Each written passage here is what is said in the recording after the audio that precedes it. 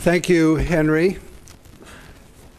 Engineer Ng, Engineer Wang, ladies and gentlemen. Let me first express my thanks for the invitation to be able to participate in your seminar on unsaturated soil mechanics, and to be able to once again give the Terzaghi lecture at this time. I appreciate being asked to give this lecture, but I also look forward to the rest of the day for learning more about protecting your slopes in such extreme climatic conditions as you have here. The title of the Terzaghi lecture is Unsaturated Soil Mechanics in Engineering. It was in 2004 that I was sitting in my office and I received a telephone call informing me that I would be the 41st Terzaghi lecturer. After I put the phone down, I looked at my bookshelves and I realized, or my mind went back to the year 1962. Because in 1962, I was a young graduate student. I was just starting my master's degree at the University of Alberta.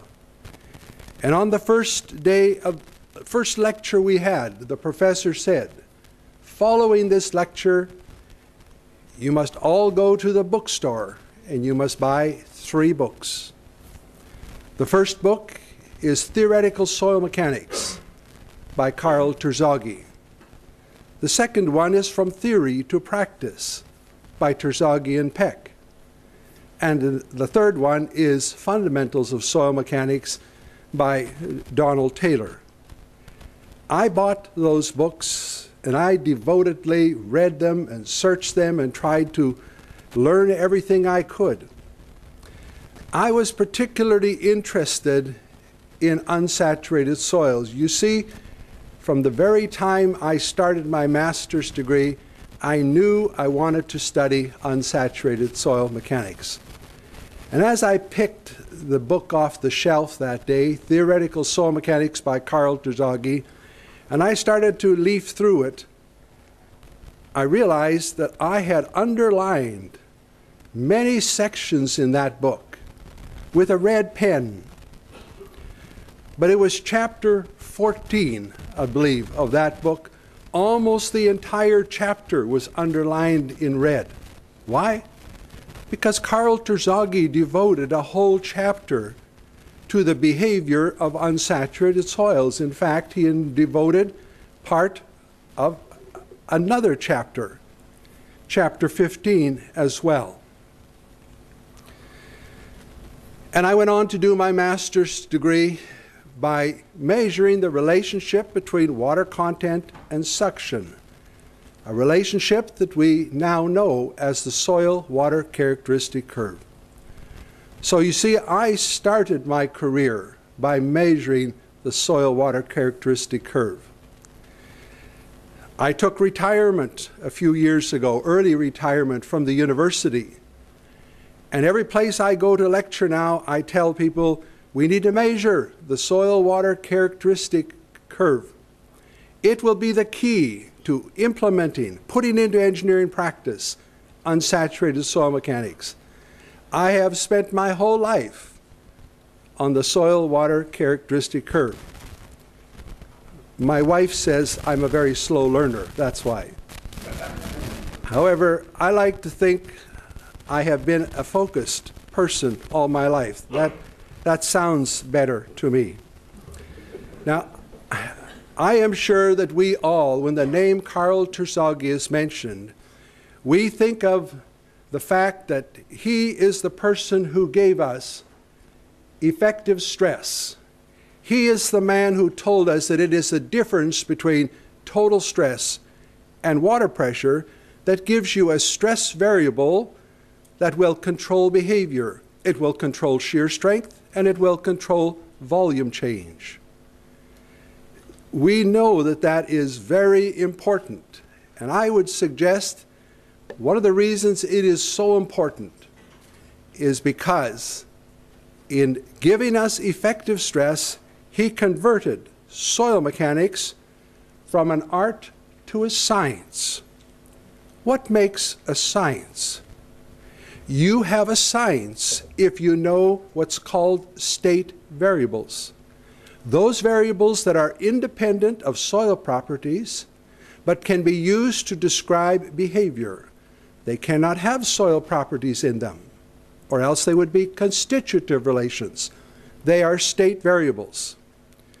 Terzaghi found the state variable for saturated soils. And then he went on to look at the problems in soil mechanics and found that he could generate a language, the language of effective stress, to describe volume change, shear strength. And we could solve problems in Canada, and you could solve problems in Singapore, and we could speak the same language because we all related behavior back to a universal state variable, effective stress. It's the same in Singapore as it is in Canada, and that's what makes it a science. But nowhere can we find that Terzaghi suggested what the state variables would be for unsaturated soils. And so you can't start to develop a science until you know the state variables. But Terzaghi did say a lot about unsaturated soils, but he never knew the state variables. In fact, I would suggest to you that there is no textbook published for decades after this that says more about unsaturated soils than Terzaghi's textbook did. And so it is an excellent reference to go back and to read. But you know, Terzaghi had some interesting friends that he refers to in his book. One of his friends is a man by the name of Biot, a French person. This man published the theory of consolidation of unsaturated soils in 1941, 2 years before Terzaghi ever published his book in 1943.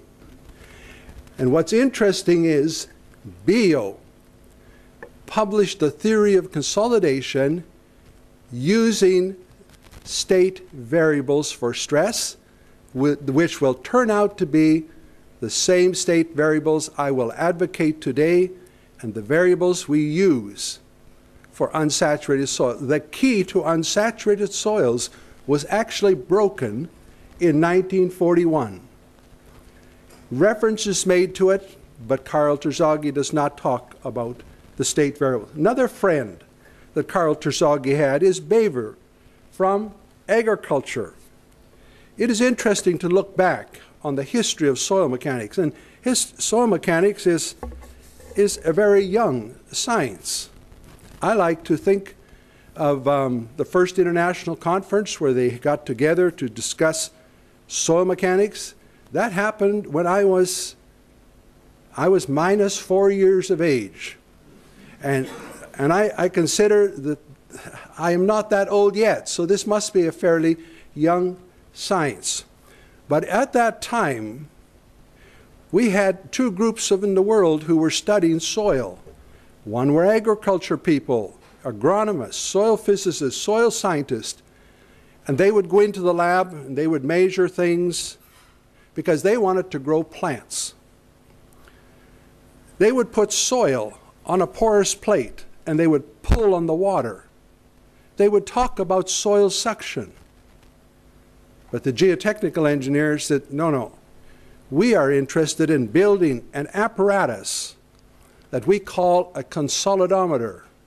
And we are the ones who apply total stress. The agriculture people are pulling on the water, we are pushing on the soil structure, and we go our separate ways, and we develop saturated soil mechanics, and they go on their way measuring soil water characteristic curves. Years later, we would come back and say, you know those people in agriculture? That's the apparatus I now need. and we would go to them and say, can I borrow your apparatus? I now need to pull on the water, measure suction versus water content. If you look through Karl Terzaghi's book, you find some interesting figures. The problem that intrigued Karl Terzaghi, the first problem he ever wrote about involving unsaturated soils, and he published it in the Engineering Record in the United States. He drew this picture of the dam with a core in the middle, filled it with water, and he was intrigued by the fact that the water would not be stopped by the core, but it would flow over top of the core. I wondered why they don't put the core to the top of the dam, but they didn't, and water flowed over top. He had another picture there where he has a dam, and here is the phreatic line. And he shows water going above the phreatic line here and coming back down. Water is flowing across the phreatic line. Karl Terzaghi also wrote a paper on drawing flow nets, a classic paper, a paper that the figures are reproduced in almost every textbook. And he says the phreatic line is the upper flow line. Water can't flow across it. Karl Terzaghi knew water would flow above it. And so Terzaghi had a very good understanding of the behavior of unsaturated soil mechanics. Let me give you an outline of what I hope to cover today. I give you a short introduction, and then I look at the challenges to implementation, the challenges to putting unsaturated soil mechanics into engineering practice. You see, we could ask today, why did soil mechanics for saturated soils start in the 1930s and 40s, and we had nothing in unsaturated soils for several decades later? Why did it take so long? Because there were problems to be solved. The problems, we call them challenges. There were challenges to developing a science for unsaturated soils, and it would take decades. I'm going to point out what I feel are the primary challenges that have held us back. But I also will try to show you the solution that has emerged for each of these challenges, and why today we stand at the point where there is no longer necessary to bypass unsaturated soils problems.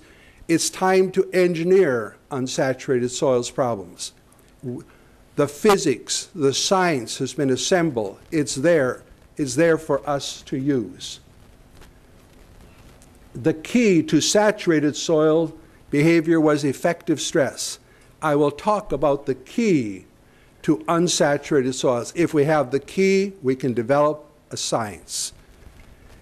And then I will talk about constitutive behavior, because that constitutive behavior ties together the state variables.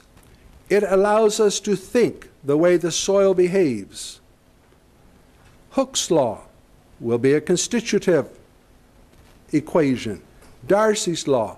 All of these are they describe soil behavior, and I will look at these for an unsaturated soil. But you can't develop these until you know your state variables. We will see that the soil water characteristic curve turns out to be the most important relationship for us to understand if we're going to do engineering. And then we will take this curve, soil water characteristic curve, put it into the constitutive relationship, and then we come up with new constitutive relationships with the soil water characteristic curve in them, and we proceed to solve problems using PDEs. Why?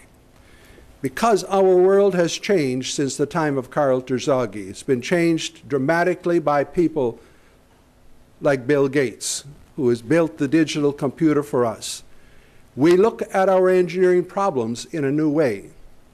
We look at them as boundary value problems.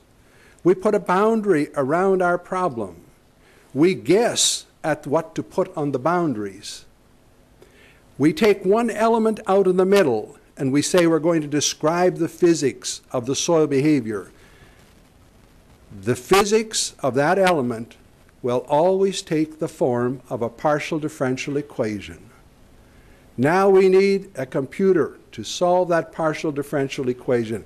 It might be a black box, you never see it, but it is solving the physics of the problem in the form of a partial differential equation. And I will end my talk by looking at a couple of examples.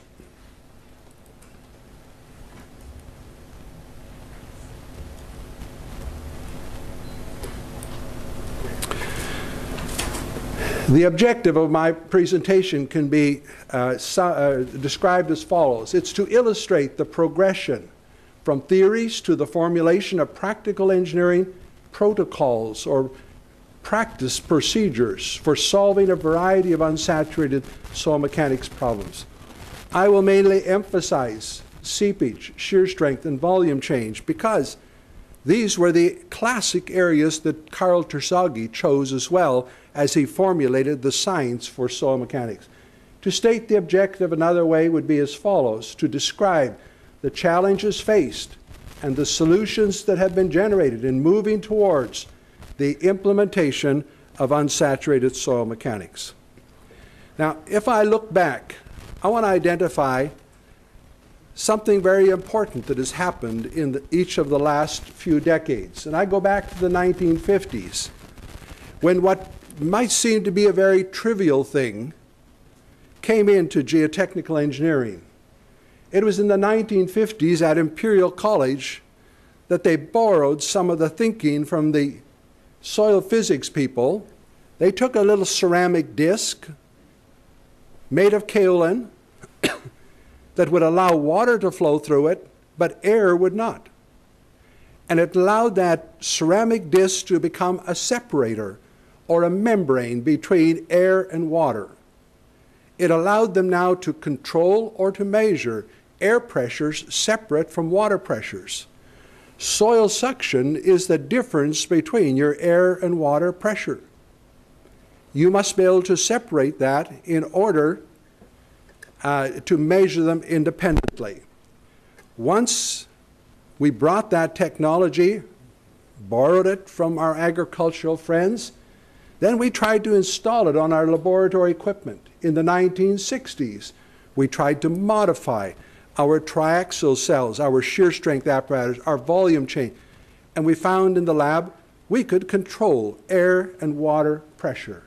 So we did some testing.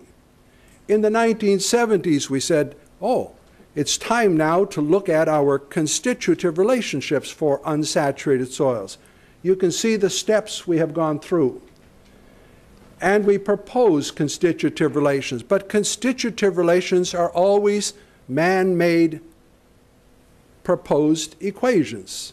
Therefore, you must test them on many soils to see if they really are a unique relationship. So you have to test them for uniqueness. Uniqueness means there is one and only one relationship between the variables involved. Once we have our relationship for soil behavior, let's try to solve problems. So we try to solve boundary value problems. And the computer is emerging at the same time as our understanding of unsaturated soils. And so we use the digital computer to solve problems. Why is the digital computer so important? We will find out. Saturated soil mechanics was what we call linear soil mechanics. You could draw a flow net on the back of a cigarette pack and have your answer. Unsaturated soil mechanics will always be nonlinear soil mechanics. You must iterate to solve. The digital computer is happiest when it's doing the same thing over and over. It's iterating to solve. But we don't like doing that. So the emergence of the digital computer turned out to be an extremely powerful tool for unsaturated soils. The 1990s. By the way, the textbook, Soil Mechanics for Unsaturated Soils, was published in 1993. Just at the time when there was a lot of research being done on how to estimate our unsaturated soil property functions, because, you see, soil mechanics went from a series of constants to functions, mathematical relations. It became very costly to measure those in the lab, maybe 10 times as costly as measuring the properties for saturated soils. It looked as if unsaturated soil mechanics was simply going to be uneconomical to use. But I remind my students, you know, civil engineers, geotechnical engineers, they are problem solvers. And so they looked at this problem, the high cost of measuring unsaturated soil properties, and said, we will solve that problem. We will solve it by measuring something else and then estimating, using estimation procedures for our soil properties. That something else that turned out to be so important is the soil water characteristic curve. Year 2000, I took early retirement. Why would I take early retirement when I enjoy my research so much? Because there's one thing I wanted to enjoy still more. I wanted to see the unsaturated soils theories put into engineering practice. And I realized I was getting to be an old man, and so I have to move fast. And so I went around the world lecturing on implementation, showing how you can put unsaturated soil mechanics into engineering practice.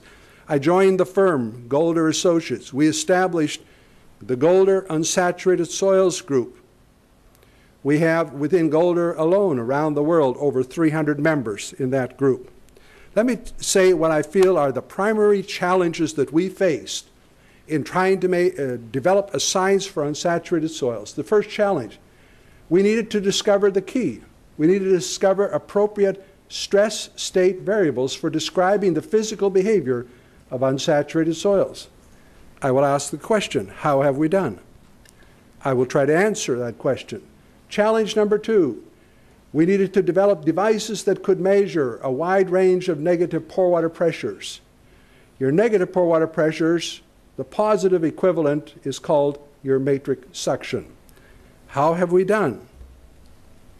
Third challenge is to develop and test for uniqueness, constitutive relations suitable for describing unsaturated soil behavior. How have we done? The fourth is to overcome the excessive costs associated with the determination or the measurement of unsaturated soil property functions. How have we done? Fifth challenge, to solve nonlinear partial differential equations for unsaturated soils without having convergence difficulties during the iterative solution process. How have we done? You know, those partial differential equations, those were the things that just put fear into me as a student. I hated partial differential equations. Now we're going to find out the solving of these is going to be not that hard, but it's going to be very important. Challenge number 6, to promote and teach unsaturated soil mechanics at universities and in engineering practice. How have we done? In other words, this is saying we got to change the world. Just because you might have the best science for a subject area possible, you can write it up in a book, you can put it on your shelf, and it'll stay there until you have an opportunity to take engineers in practice and show them how they can put the theory into engineering practice. This is why coming to Singapore at this time is exciting to me, because I am doing the thing that I love most, the thing for which I even gave up my job and retired at university. Now I'm just going to put a cross-section through a soil mass here. And here's this water table here. And this little portion above seems to be so small, it's above the water table. Everything above the water table we take as, we say, we will accept that as unsaturated soil mechanics. Even though the soil may not be unsaturated right above the water table, it has negative water pressure. So any soil with negative water pressures we embrace as part of unsaturated soil mechanics. But I'm going to take this zone here and just enlarge it over here. Here's the water table. Below is saturated soil. Your voids are all filled with water. It's a two-phase system. It's very simple. Immediately above the water table, we have what's called the capillary zone. your voids are still essentially filled with water, although there could be some occluded air bubbles. And then we come to a zone we call the two-phase zone. We have continuous water phase and continuous air phase. And then finally, near the ground surface, especially in arid regions, we will have a dry zone where the air phase becomes continuous and the water phase becomes discontinuous.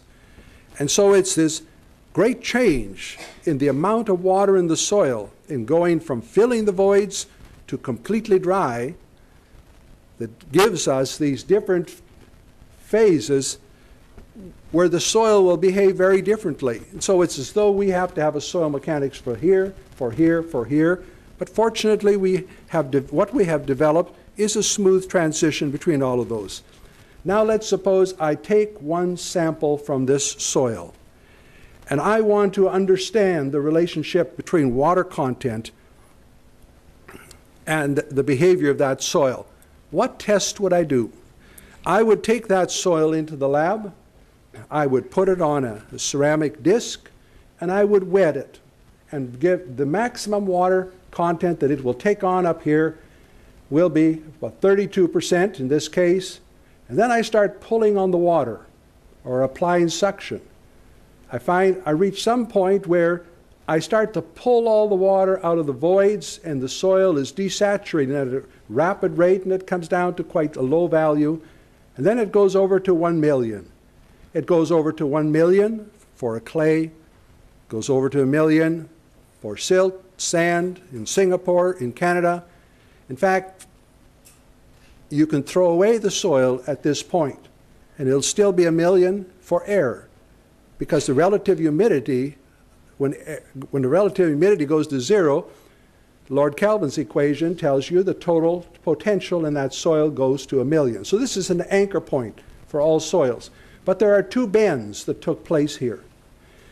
This first break is called the air entry value, and it marks the demarcation between what's been referred to in agriculture as the boundary effect layer and the transition zone where the soil desaturates. And then there becomes another break where it's very hard to get the water out, and that's called the residual point. And from there on, it's residual zone.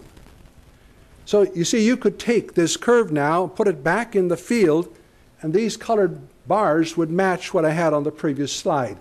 This is just like the water table, above the water table, the capillary zone. This is like the two-phase zone, and this is like the dry zone. So we do a test that allows us to describe all the degrees of saturation of the soil. I want to just start by showing you an element of unsaturated soils. When I did my PhD thesis, I read a lot of the work of Karl Terzaghi and many others who wrote on interfacial tension, and I came to the conclusion that part of our problem is we talk about an unsaturated soil as a three-phase system. It's really a four-phase system. The properties of that air-water interface, which are called a contractile skin, are independent of those of water, of air. That's why, if I took a soil sample, a wet soil sample, and put it on the desk here, never applied any stresses, but at the end of my lecture it would be smaller. Volume change would have taken place because the contractile skin pulled it together. When we build something outside, we change total stress, and then we leave it. With time, things happen. Volumes change, shear strength change. What's causing the change? Contractile skin is causing a change in the amount of water in the soil. It forms a boundary between, like an elastic membrane between the air and water phase. From a continuum mechanics standpoint, they say, how do you know? You can define if something's a solid or a fluid. You put a stress gradient on it.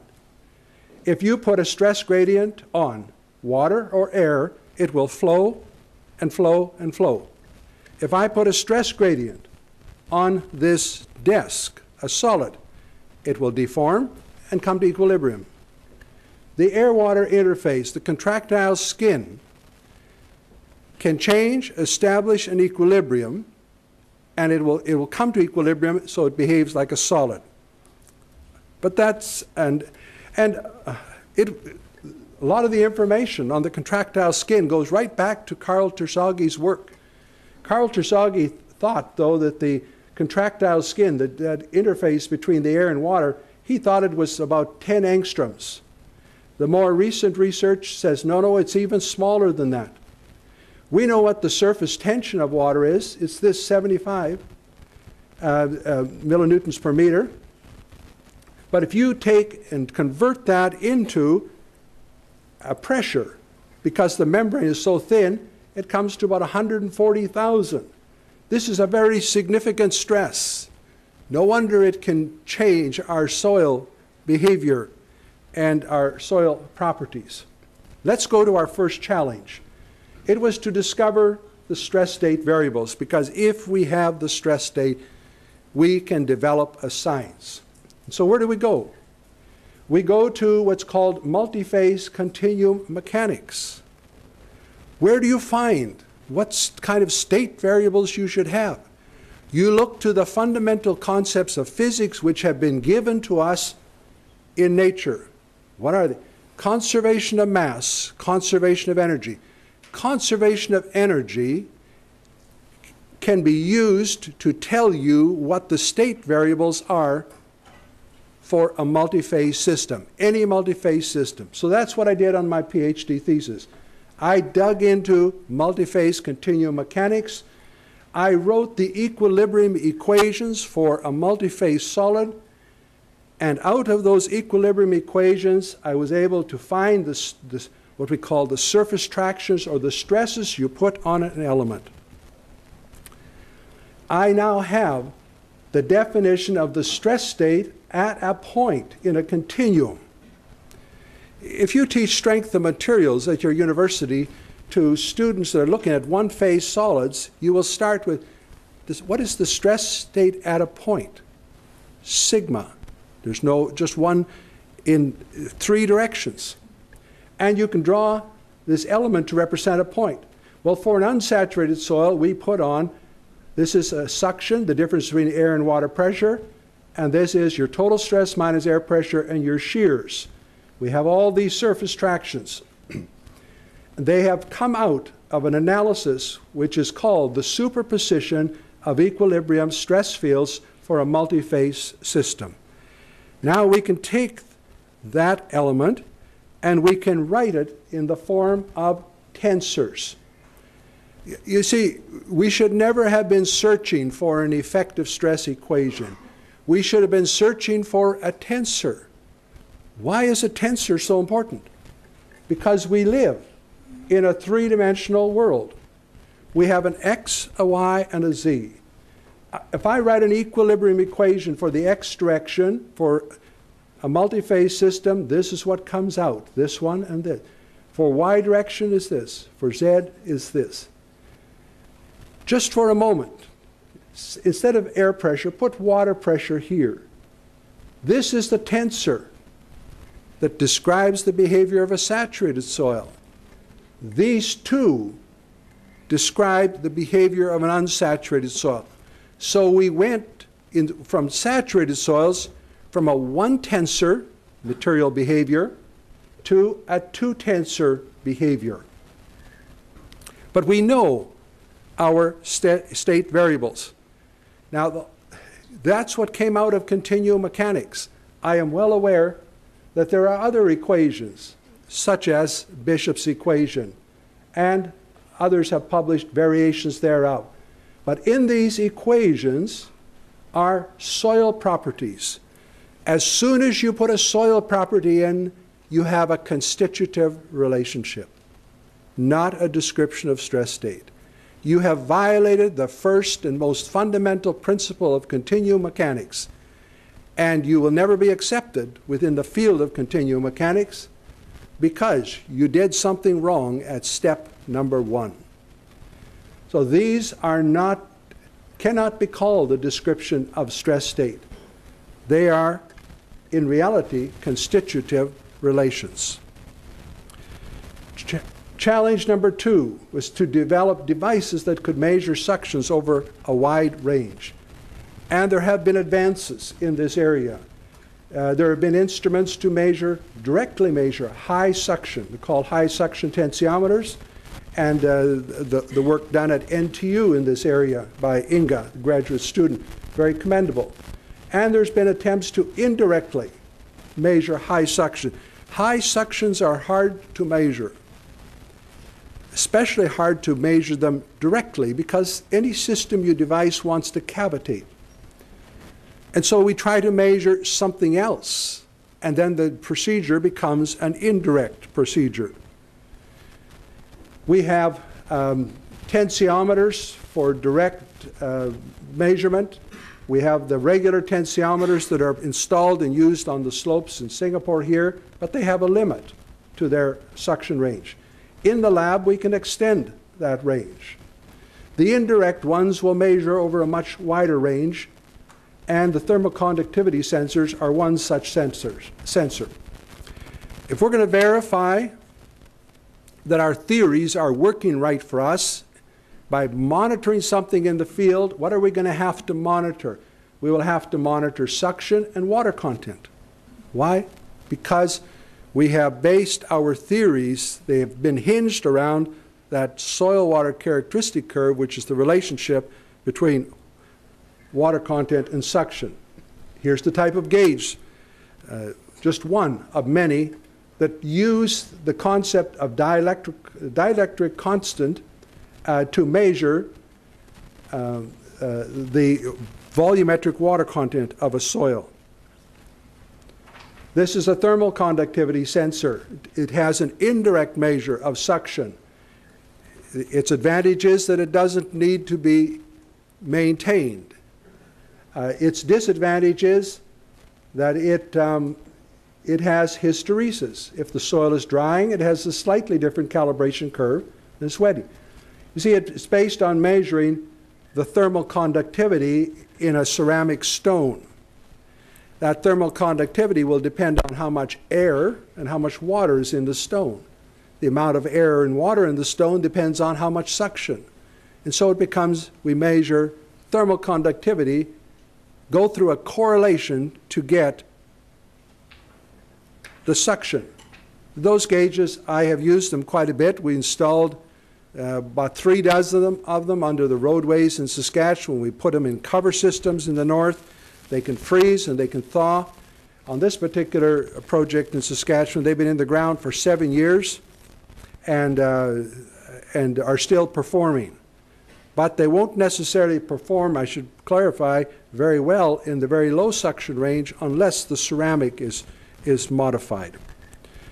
Here is the type of direct suction measurement that was made at NTU here, where you place a ceramic right against the soil, have a small water compartment, but before you start your test, you pressurize that water very high, and in so doing you collapse all the cavitation nuclei so the water won't cavitate.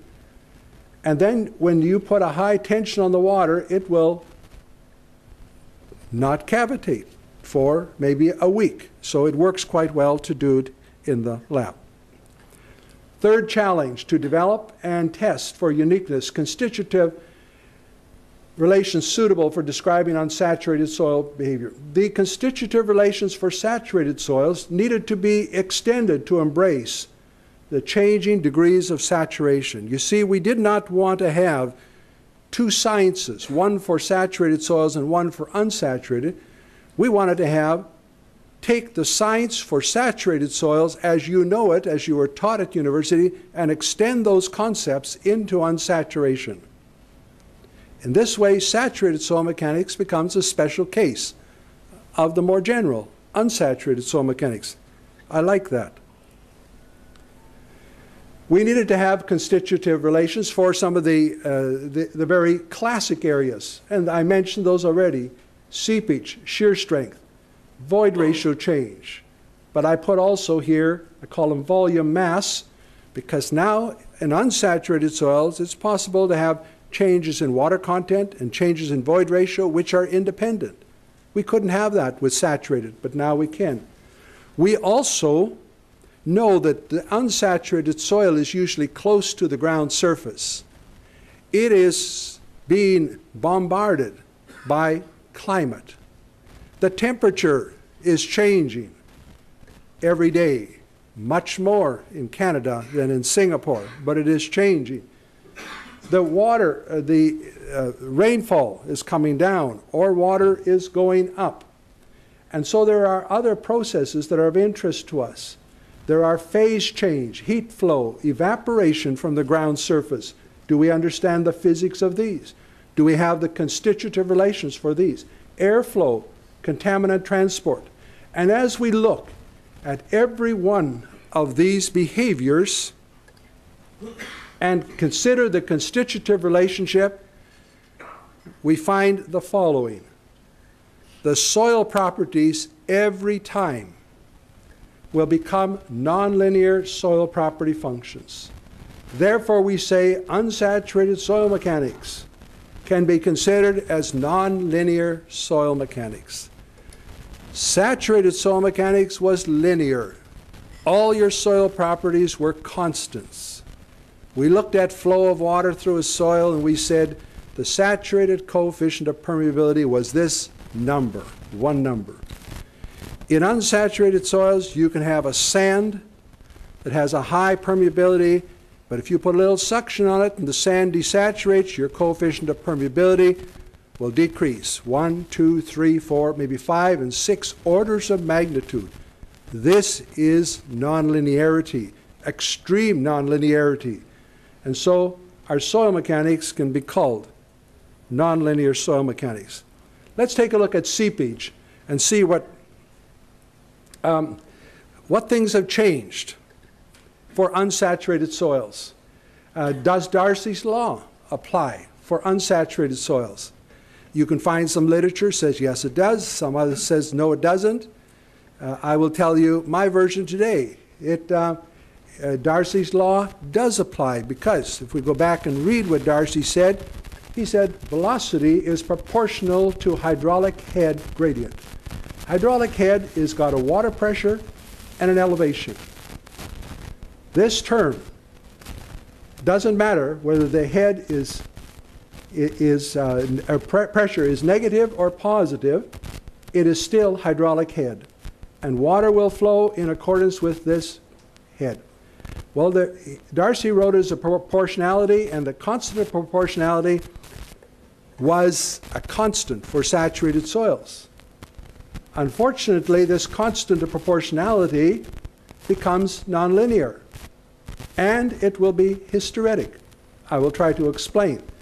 But Darcy's law is still applying because the behavior will still, even though it's nonlinear, it will be related to hydraulic head gradient.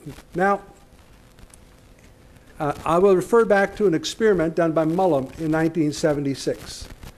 Mullum took some glass beads, built a little apparatus, and in that apparatus he flowed water through the glass beads, and he measured a saturated permeability up here at this number.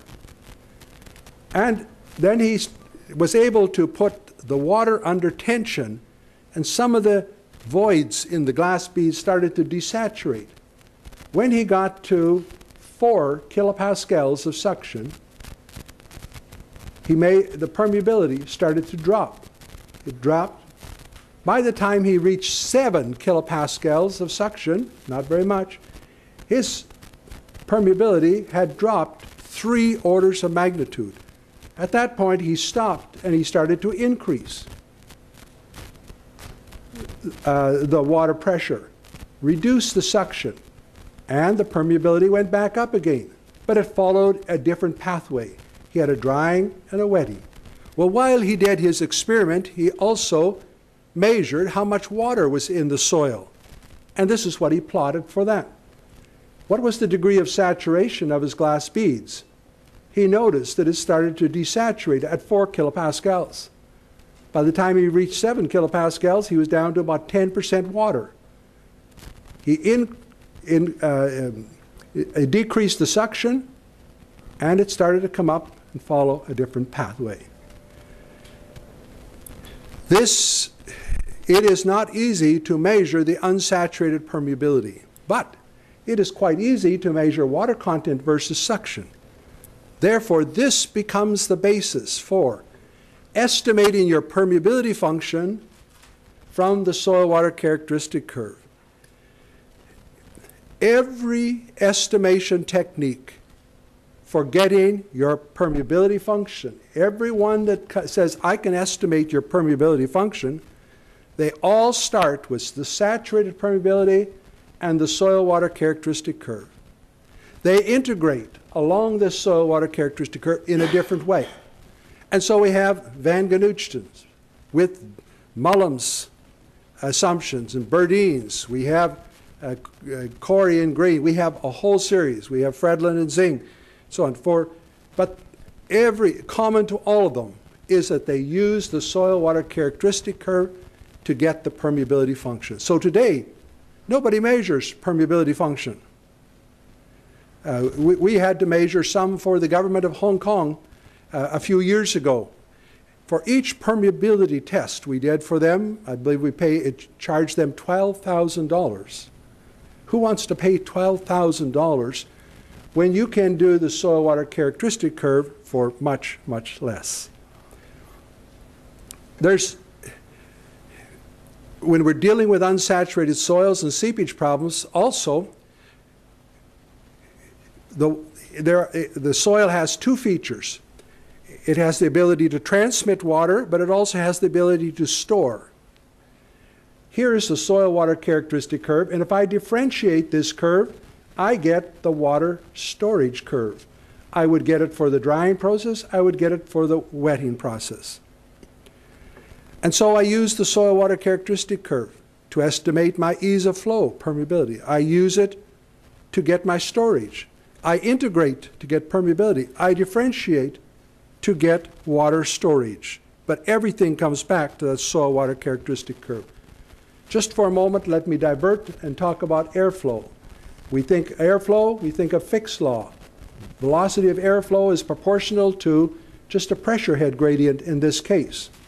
When we start to look at it, we will observe once again that the soil properties will be nonlinear functions and they will be hysteretic. Hysteretic means they follow one path when drying, another when wetting. Here's some curves. Here is a soil water characteristic curve, water content versus suction, but we have used it to predict the air permeability. So even to get the air permeability of a soil, you still use the soil water characteristic curve. We come to shear strength. In 1978, I published this equation, and I put this soil property associated with suction as a constant. Later on, I would regret what I published because I realized, it's not a constant really, it is a function.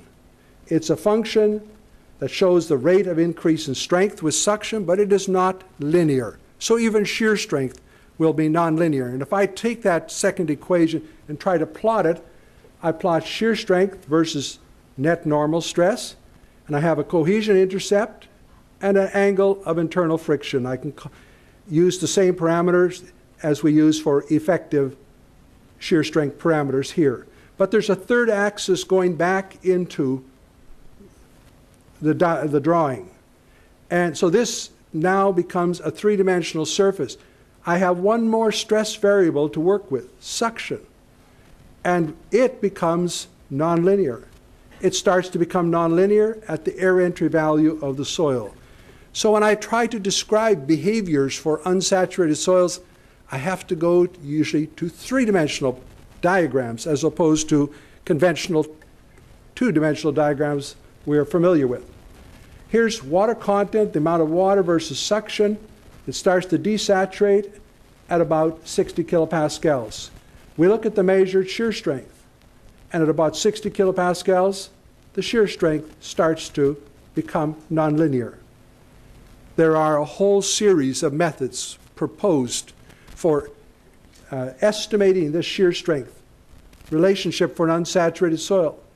They all say you start with the cohesion and the friction angle use the soil water characteristic curve to get your shear strength diagram. What about volume change? If I asked you to, what diagram would you give me to describe the volume change of a soil? Well, we'd probably go to this side and we'd say, oh, you run a consolidation test. You take a sample into the lab and we measure the change in void ratio. We can get the pre-consolidation pressure, go down the virgin compression branch here. This is the classic soil mechanics form. If we go from K-naught loading here to more general loading, we might plot specific volume and versus the mean stress here. But we have new variables, but we have the same kind of behavior, and we call this yield stress in the elastoplastic framework. But this is all with just thinking of one variable. We have two variables involved. Those diagrams I showed you are now over here. Void ratio versus applied stress. Here's our virgin compression branch, unloading, reloading. But I have another variable, suction. Instead of loading it by applying a total stress, I could pull on the water. And if I do, I come down a curve like this. Pretty soon I hit the shrinkage limit and it goes out horizontal. So I have soil suction here, net stress here. But what happens in terms of void ratio could be independent of what happens in terms of water content. So not only have I moved from a two-dimensional diagram to three-dimensional, I have two three-dimensional diagrams to describe constitutive behavior. I say this simply to tell you we're not going to spend much time on volume change today. It is a very complex subject. But I'm going to just show you we got to complete these three-dimensional diagrams. If I took a clay soil, this is Regina clay, started as a slurry, loaded to 200 kilopascals, so it has a memory, says the largest stress I was ever loaded to is 200. We could plot the void ratio surface and it would look like this. Water content, it would look like this. Degree of saturation would look like this. The main difference between void ratio and water content will occur out in this range. I won't take time to go through the details of it. I just want you to know the great similarity for a clay between void ratio and water content. Here again is an amplification of the void ratio plot. I had loaded it out to 200, so the yield here is at 200. Increasing suction on this, that it will still reveal that same yield point, and we load like that. On the water content plot, the yield would show here, but we now could find out when the soil really starts to desaturate, the air entry value, what residual is. And so the characteristics of the soil water characteristic curve come off of this part. I want you to be able to see why the soil water characteristic curve becomes so important to us in estimating all soil properties. For that clay, the degree of saturation surface looks like that. Once again, there's an air entry value that's revealed and residual, and this is another way of presenting the soil water characteristic curve. Now let me look at one more soil at the other extreme, a sand. If I have a sand and I started with it saturated and I load it, it changes volume very little. It's almost a flat surface. But if I look at the water content, it has a surface that looks like this.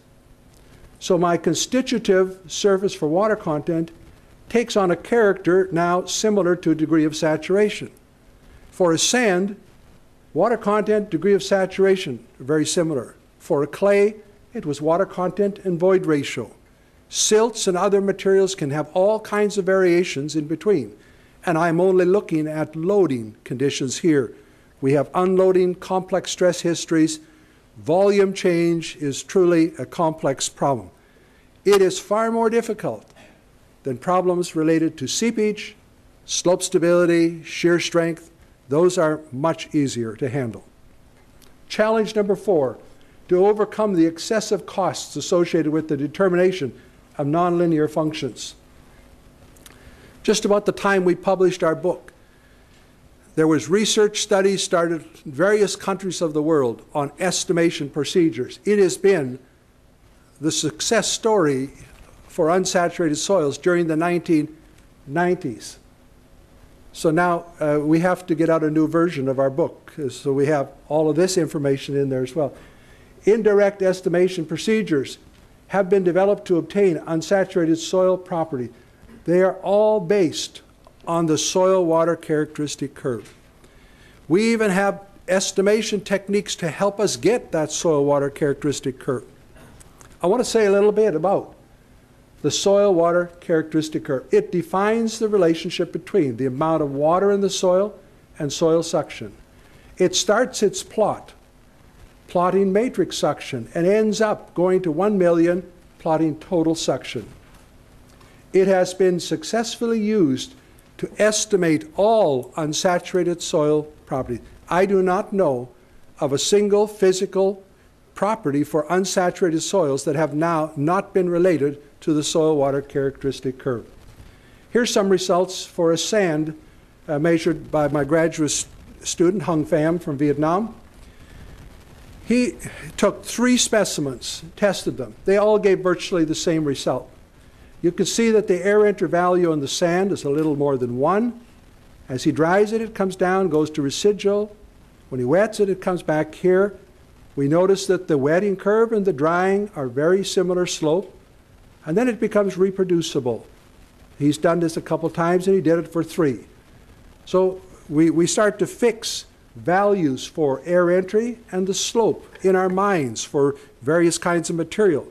He also tested a silt material. Now the air entry value is moved over 1 order of magnitude. It's 10. It has a little flatter slope, but it has the same parallelism between drying and wetting.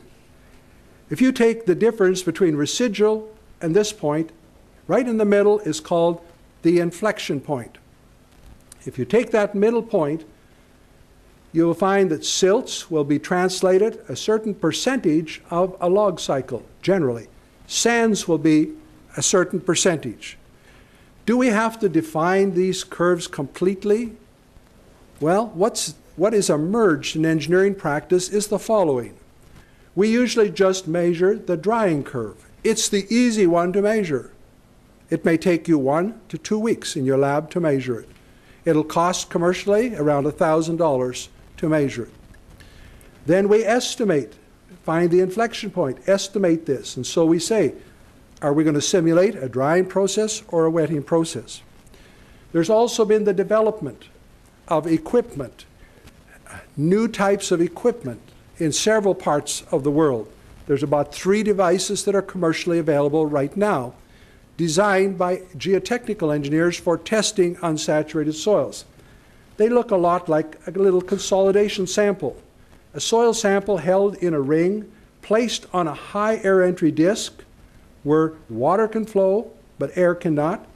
It's enclosed in a chamber now so that you can apply an air pressure. You control air pressure, let your water pressure be at atmospheric conditions, measure the amount of water that flows out. We can apply a load on these, and so we can now, it's like a consolidation machine where you can control both total stress and suction conditions. It's not what you require for doing all your testing. It is almost more like a research tool that helps us to do research studies. Well, we talked about getting this water content versus suction relationship. Let me just spend a slide or so on an equation. Must have an equation. You can measure data and you get a curve like this, but he who has an equation will be better off than he who does not have an equation. So we are engineers who want an equation. All the equations, they will have to take on what's called a sigmoidal type form, where they'll go out asymptotic here, and asymptotic, or approximately asymptotic here. And so they have an unusual character. I say unusual character because it's a character of equation we are not familiar with in general soil mechanics. But the equations all have a physical meaning. There's one variable that is related to when this break occurs. So your A value tells you something about the region where air entry value is. The slope of this line is related to n. In order to fit both this curvature and this, we have a third parameter. Some equations are just 2 parameters, others are 3. This one, the Fredlund and Zing, is 3 parameter, plus it has a correction factor that drives you down to 1 million kilopascals for every soil, because we know that's where it should go.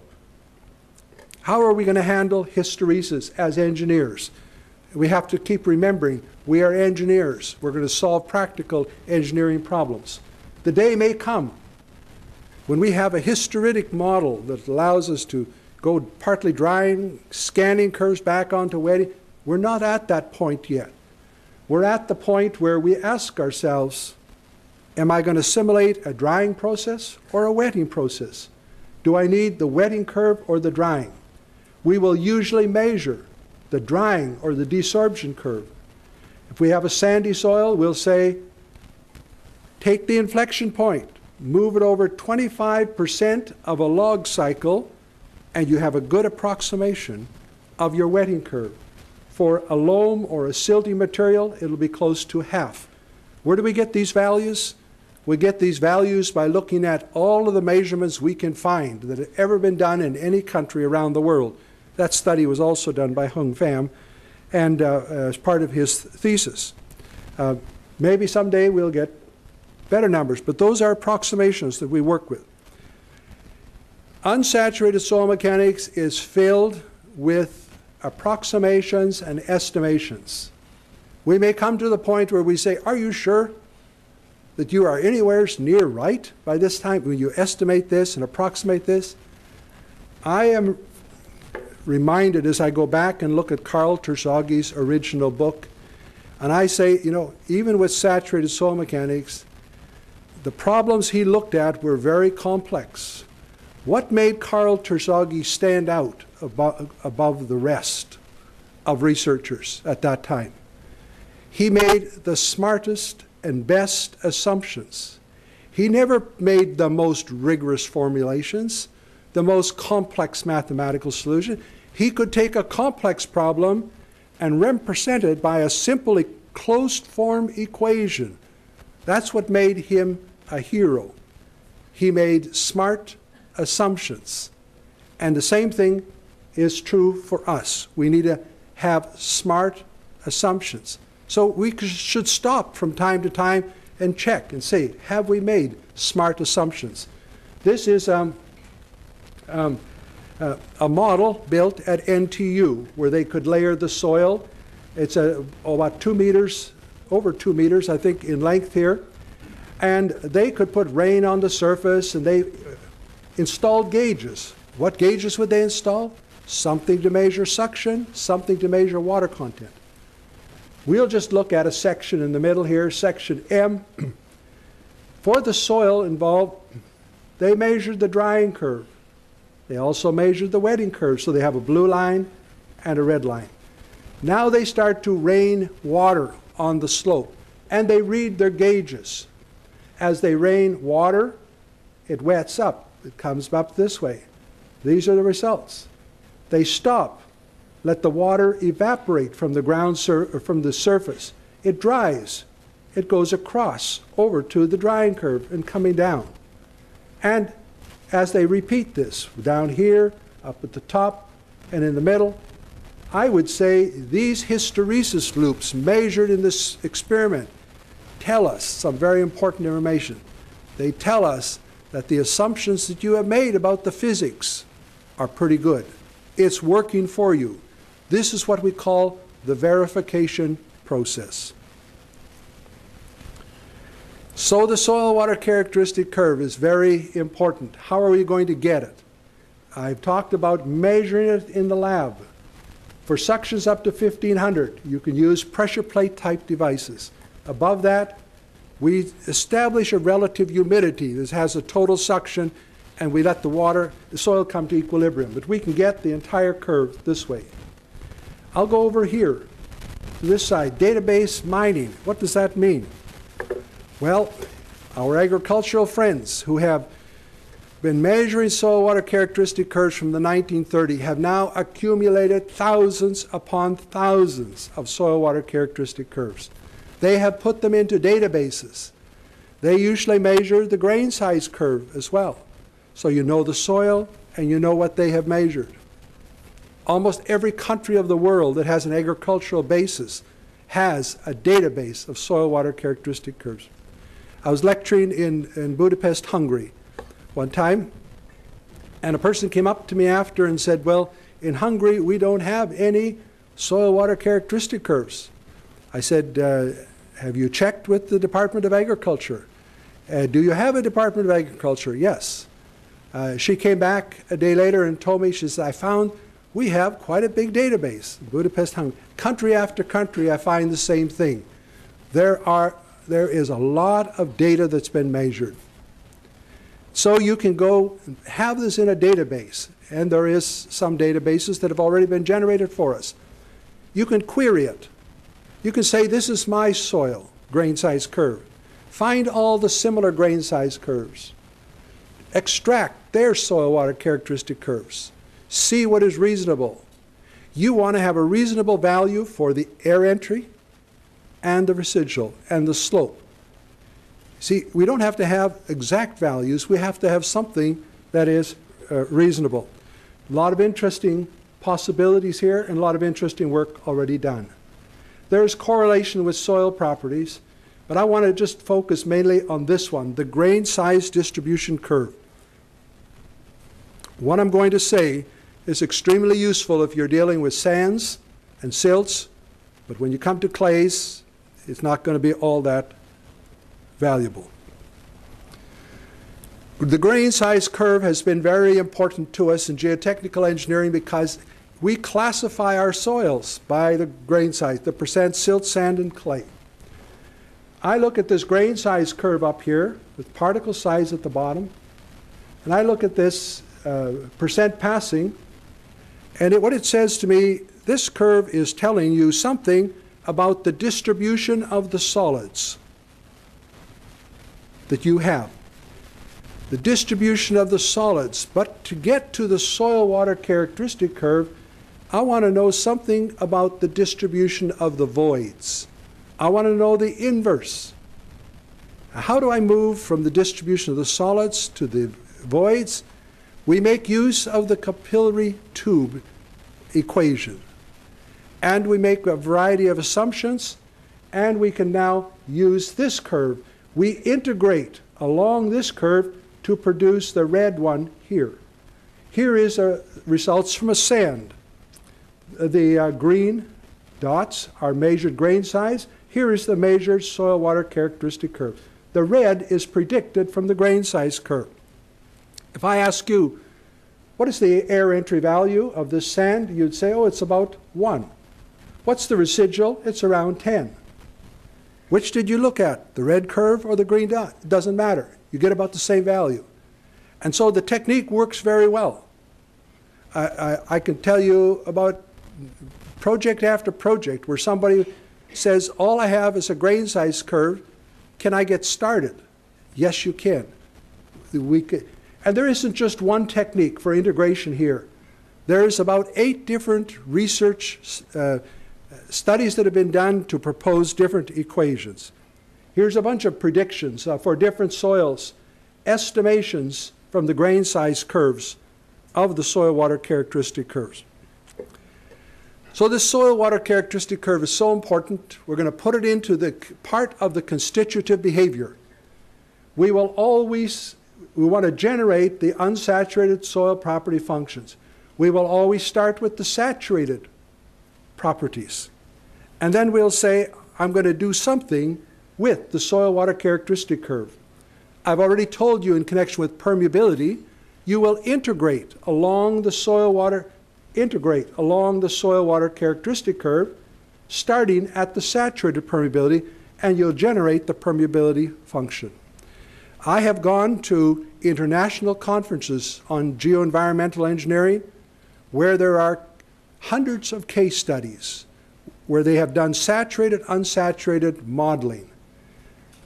I think of the one in Edmonton several years ago. I could not find one person who measured the permeability function. They all used this technique. It's become standard practice. It was standard practice in hydrogeology, in agriculture, before we ever accepted it in geotechnical. We are Johnny come late on that. For our storage, we differentiate the curve, or we take the equation itself and insert it. But for all our properties, we take the saturated conditions and do something with the soil-water characteristic curve. You're very familiar with Van Ganuchen's equation. This variable in here, alpha, comes from the soil-water characteristic curve. N is that slope. It comes from the soil-water characteristic curve. He says, if you measure the soil-water characteristic curve and can get an A and an N, put it in here, and you see this is a ratio of your saturated. So he has the saturated permeability. He says, I generate the permeability function. I don't even integrate. I have a closed-form solution here for this function.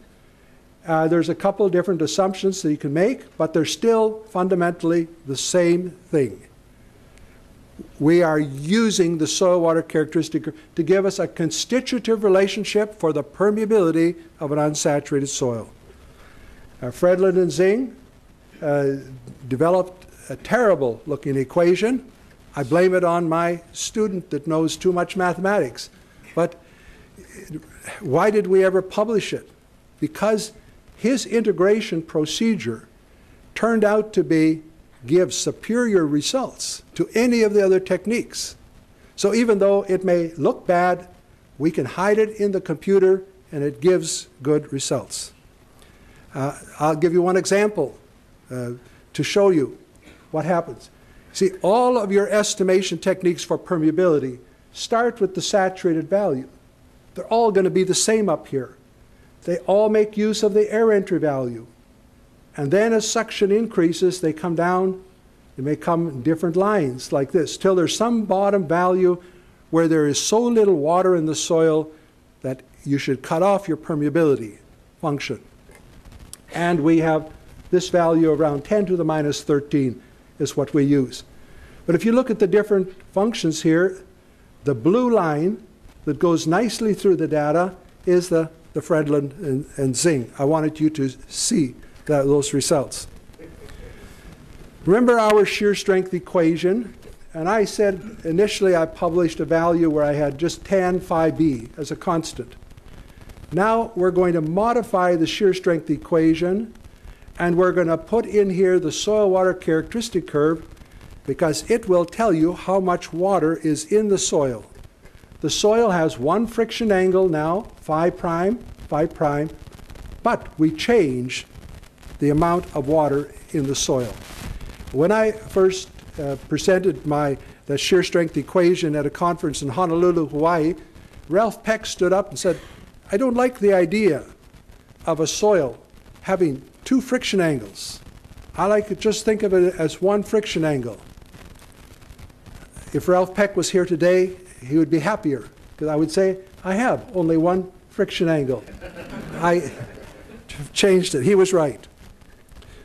Finally, well, semi-finally, to solve nonlinear partial differential equations. The solution has not come from geotechnical engineers writing better code. The solution has come because one of the hottest areas of research in mathematics and computer science was solving highly nonlinear partial differential equations. How do they do it? They use a technique. There's many techniques, but one of the most powerful is called adaptive mesh or grid generation refinement. I will try to show you how it works. You see, this is the way we set up our problems now. We look at our engineering problems in a different framework now than what we used to years ago. We look at them in terms of a boundary value problem. Here is a little element that's green here. I pick this. These are my boundaries. And here is a a little element that I must see if I can figure out the physics. It could be the physics for heat flow, could be for water flow, could be for stresses, but no matter what problem I look at, the physics will take on the form of a partial differential equation for this representative elemental volume. And I say, oh, I can do it for this little square. Now I'm going to expand it to a triangular element or a rectangular element. I put a triangular here called a finite element. I can expand the physics from that little ReV to a geometric shape. And I'll put another triangle here, another one here. I'll fill my whole problem with triangles. And I can write the physics equation for every element. And now I just have the solution of a series of equations. I will utilize partial differential equation solvers generated by mathematicians and computer science people.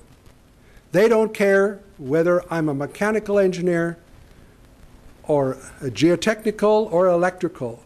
They say, show me your equation. They type it in and they solve it.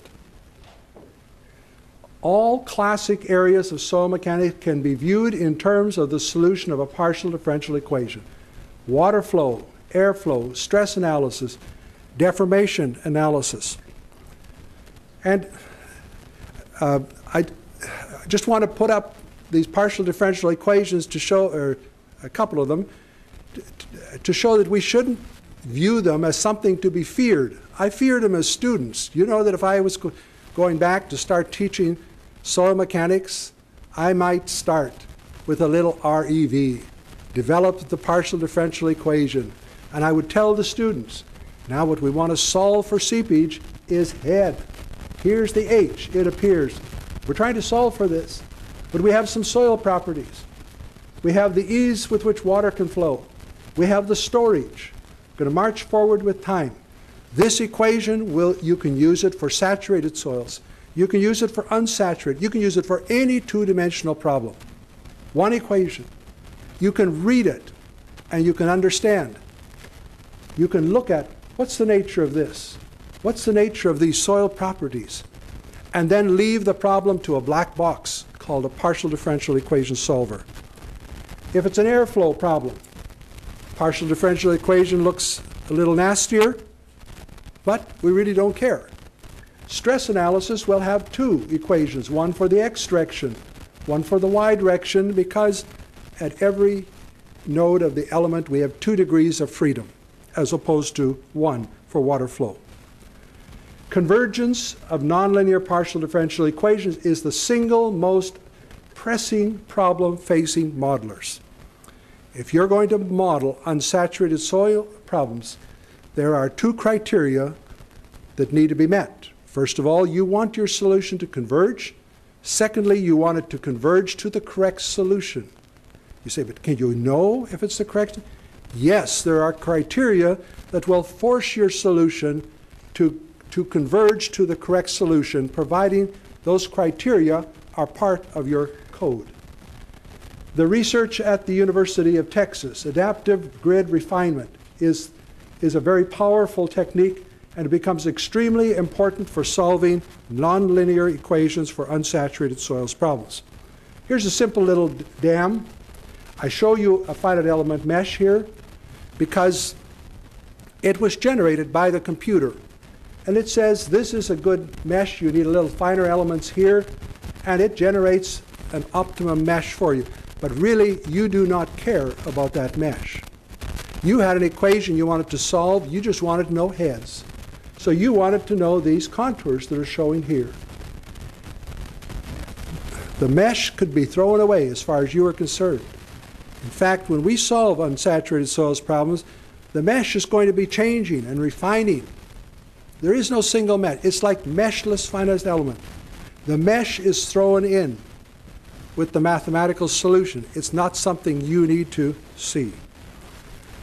If your generation of your mesh and your optimization of it is all part of the mathematical solution, you remove it out of the hands of the geotechnical engineer. And your computer doesn't care whether it's generating something in 2D or 3D. It can do it virtually as fast. And so now it is relatively easy to solve a three-dimensional problem.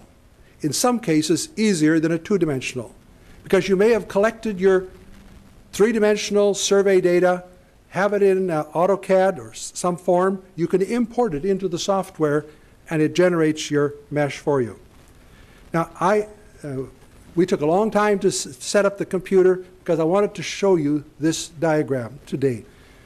This is a pond with some salty water here, and we're going to allow water to come in. This is the initial mesh that was designed by the computer. And now as the water goes in, you're going to see how the mesh changes. And I will ask you a question at the end to see if you are awake.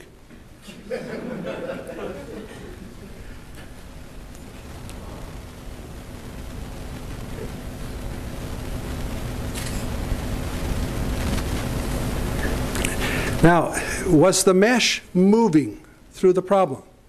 I won't ask you to put up your hands because all of you who put up your hands would be wrong. The mesh did not move. All that happened was that where it needed a smaller mesh, it put another node in the middle and created 3 more nodes. Let's try once more. And it will relax elements where it needs to relax them. And it says, I need more elements here. And it will use time steps and spatial steps to ensure that you meet the criteria that says you will converge to the correct solution.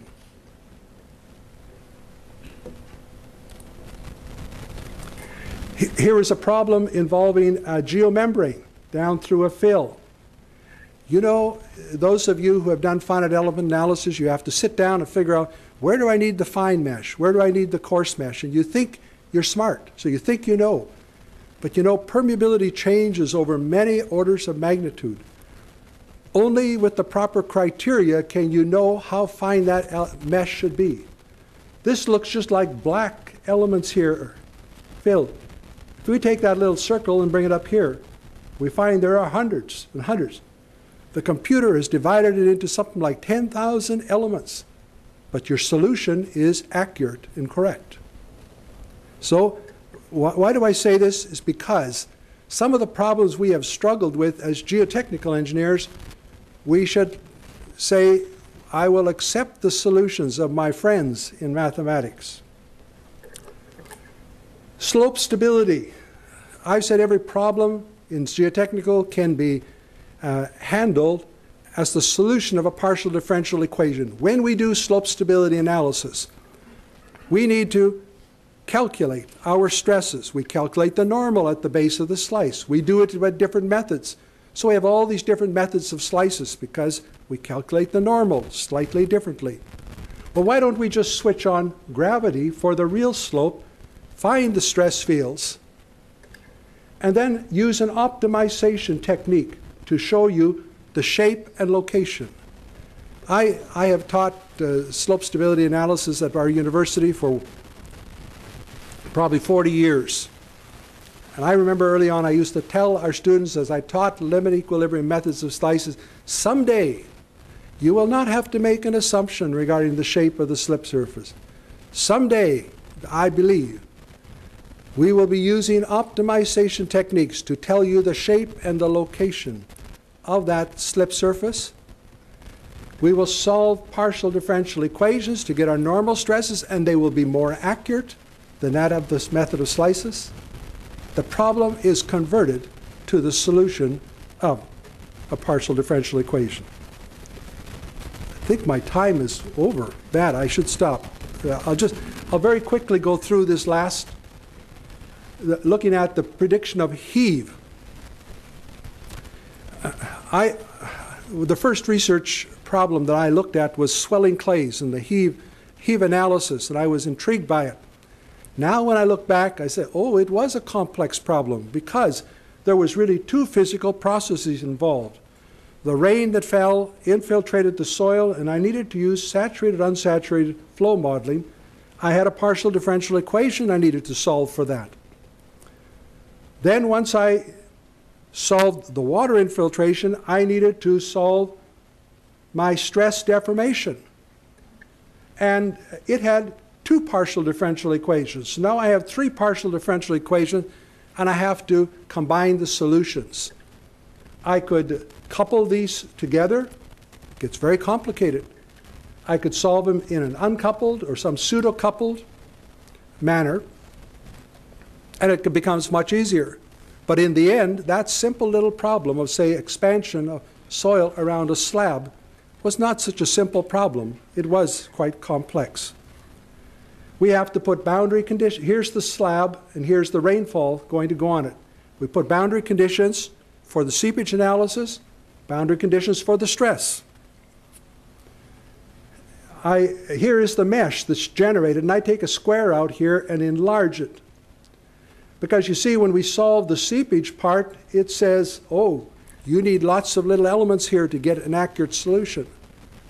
But when you come to solve the stress part, it says, well, someplace else is my stress concentration. I have a different element.